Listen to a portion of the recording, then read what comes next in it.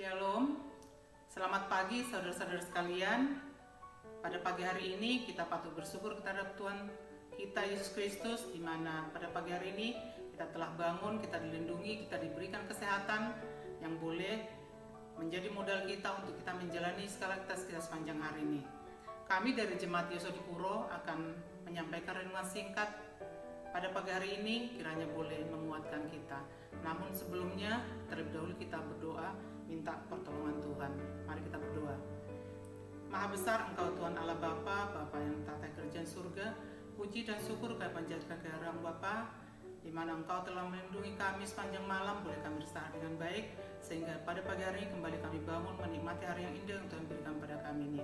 Bapa, kami akan menyampaikan renungan singkat, biarlah kiranya renungan singkat di mana kami pelajari sebagian dari firman Tuhan boleh menguatkan iman percaya kami sebelum kami menjalankan segala aktivitas kami sepanjang hari ini.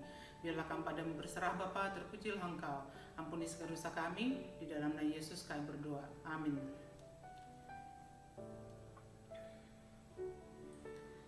Adapun judul renungan singkat yang akan saya bawakan pada pagi hari ini yaitu tentang kasih, dengan judul Kasih harus diekspresikan dengan perbuatan dan kebenaran. Kita sebagai orang Kristen sangat sering mendengarkan kata kasih. Bahkan orang Kristen itu dikatakan adalah saling mengasihi di antara satu sama yang lain. Namun apakah benar kasih yang kita laksanakan dalam kehidupan kita adalah kasih yang disertai dengan perbuatan dan kebenaran? Sebagian dari firman Tuhan akan kita pelajari bersama-sama, di mana Tuhan mengamarkan kita untuk selalu mengekspresikan kasih dengan perbuatan dan kebenaran bagi sesama kita manusia. Firman Tuhan yang tertulis dalam 1 Yohanes 3 ayat 18 yang berbunyi sebagai berikut. Anak-anakku, marilah kita mengasihi bukan dengan perkataan atau dengan lidah, tetapi dengan perbuatan dan dalam kebenaran. Dalam firman Tuhan ini sangat menguatkan kita dan mengajarkan kita supaya kita di dalam mengasihi sama kita harus kita lakukan dengan cara perbuatan dalam kebenaran. Jadi bukan sekedar hanya ucapan. Alkitab mengatakan bahwa di masa-masa akhir ini kasih kebanyakan orang itu akan menjadi dingin, yang tertulis dalam Matius 24 ayat 12. Di mana kalau kita lihat sekarang kemajuan teknologi, di mana kasih benar-benar menjadi dingin. Kita sering melihat sesama kita dimanapun berada, begitu sibuknya mereka dengan medsos, dengan gadget mereka, sehingga kasih yang diajarkan Tuhan Yesus itu benar-benar tidak kelihatan dalam perbuatan dan kebenaran dalam kehidupan kita. Dan namun Tuhan mengamarkan kita untuk selalu mengasihi sesama dengan perbuatan dan kebenaran. Orang tidak lagi punya kepedulian terhadap sesamanya karena fokus hidupnya adalah untuk diri sendiri. Kata kasih acap kali hanya sekedar slogan yang tak berhenti digembor-gemborkan tetapi tidak ada wujud nyata. Ini banyak sekali, bahkan kita sendiri mengalami, bahkan kita sendiri yang berbuat seperti itu. Ada kalimat bijak yang mengatakan bahwa kasih yang dipendam itu tak lebih dari sebuah kebohongan. Jadi kasih itu harus diekspresikan dalam sebuah tindakan nyata. Jadi kasih itu tidak hanya diucapkan tetapi harus benar-benar dilakukan dengan tindakan nyata dalam kehidupan kita sehari-hari, terlebih sesama kita, baik dalam keluarga kita, baik sesama tetangga kita, baik teman-teman kita di pekerjaan atau dimanapun kita berada, sehingga kita menandakan bahwa kita menjalankan apa yang diamarkan Tuhan pada kita untuk boleh saling mengasihi di dalam perbuatan dan kebenaran. Dalam kehidupan Kristiani, mengasihi itu bukanlah perbuatan pilihan atau perbuatan mana suka yang Tuhan tawarkan, tetapi perbuatan wajib yang harus menjadi bagian dari hidup kita sebagai orang Kristen. Pada dasarnya perbuatan kasih meliputi 3 kepedulian, yaitu peduli pada penderitaan orang lain, peduli pada kebutuhan orang lain, dan peduli pada keselamatan orang lain.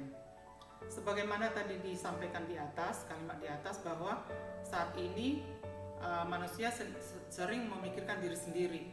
Jadi bukan hal mudah juga kita jalankan dalam kepedulian kepada orang lain, peduli pada penderitaan orang lain. Bagaimana saya mungkin peduli dengan orang lain sementara diri saya sendiri juga saya tidak bisa pedulikan.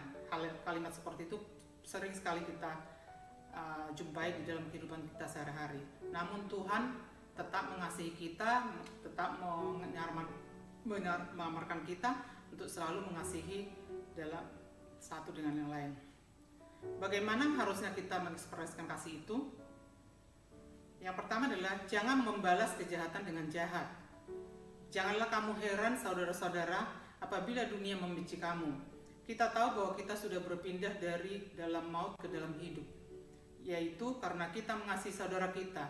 Barang siapa tidak mengasihi, ia tetap di dalam maut.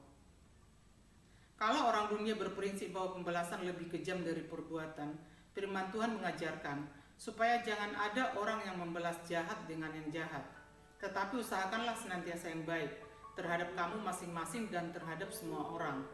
Firman Tuhan bisa kita baca dalam 1 Tesalonika 5 ayat 15. Kehendak Tuhan adalah kalahkanlah kejahatan dengan kebaikan, bukan mengalahkan kejahatan dengan kejahatan. Kemudian nomor 2 adalah suka menolong orang lain, di mana tadi kita di atas disarankan untuk peduli dengan orang lain, untuk peduli dengan kebutuhan orang lain, dan peduli dengan keselamatan orang lain. Hal itu berkaitan dengan suka menolong orang lain. Barang siapa mempunyai harta duniawi dan melihat saudaranya menderita kekurangan tetapi menutup pintu hatinya terhadap saudaranya itu, bagaimanakah kasih Allah dapat tetap di dalam dirinya? Banyak orang suka menunda-nunda menolong orang lain dengan alasan untuk kebutuhan sendiri saja belum cukup. Janganlah menahan kebaikan daripada orang-orang yang hendak menerimanya, padahal engkau mampu melakukannya. Inilah yang harus kita lakukan untuk kita mewujudkan kasih itu dalam perbuatan. Orang percaya tidak akan mempraktekkan kasih sama seperti gong yang berkumandang dan canang yang gemerincing. Kita baca dalam 1 Korintus 13 ayat 1. Jadi Tuhan kembali seperti ayat di atas tadi menyarankan kita untuk selalu mengasihi sesama kita dengan perbuatan, bukan hanya dengan ucapan dengan lidah. Marilah kita sama-sama mempraktekkan dalam kehidupan kita sehari-hari untuk boleh kita mengasihi sesama kita dengan perbuatan. Sekecil apapun perbuatan kita kepada orang lain akan menjadi berkat bagi orang lain dan bagi diri kita sendiri. Firman Tuhan yang sebagai akhir dari kesimpulan firman Tuhan yang akan kami sampaikan pada renungan singkat ini adalah, saudara-saudaraku yang kekasih, marilah kita saling mengasihi sebab kasih itu berasal dari Allah, dan setiap orang yang mengasihi lahir dari Allah dan mengenal Allah.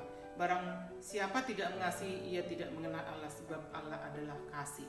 Kiranya firman Tuhan ini boleh menguatkan iman percaya kita di dalam kita menjalani segala aktivitas kita sepanjang hari ini. Kiranya Tuhan melindungi kita, memberikan kita kesehatan, sehingga tiba nanti saatnya kita menyelesaikan pekerjaan